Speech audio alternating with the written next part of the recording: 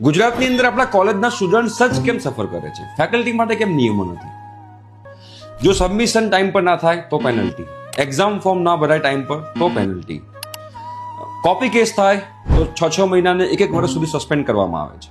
But marks એન્ટ્રીમાં જો ફેકલ્ટીથી ભૂલ થાય, એકચ્યુઅલીમાં સ્ટુડન્ટ પાસ છે, બટ જ્યારે માર્ક્સ એન્ટ્રી કરવાની આવે ત્યારે માર્ક્સ એન્ટ્રીમાં ફેકલ્ટીના મિસ્ટેકથી છોકરો ફેલ થાય, છોકરા પાસે પ્રૂફ છે કે મને પાસ કરેલો છે, તો એના માટેની જે પેનલ્ટી છે એ પણ સ્ટુડન્ટ પાસેથી લેવાનું કહે છે. એવું કેમ?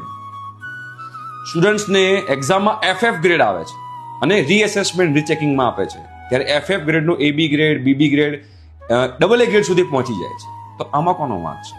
તો દરેકે દરેક નિયમો ઓનલી ફોર સ્ટુડન્ટ્સ છે.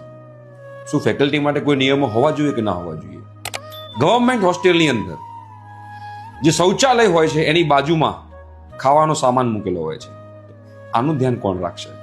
શું દરેક નિયમો જે છે એ આપણા વિદ્યાર્થીઓ જ માટે છે કે બીજા નિયમો ફેકલ્ટી માટે પણ હોવા જોઈએ કે ના હોવા જોઈએ? તમારું શું કહેવું છે? કમેન્ટ બોક્સમાં કમેન્ટ કરજો.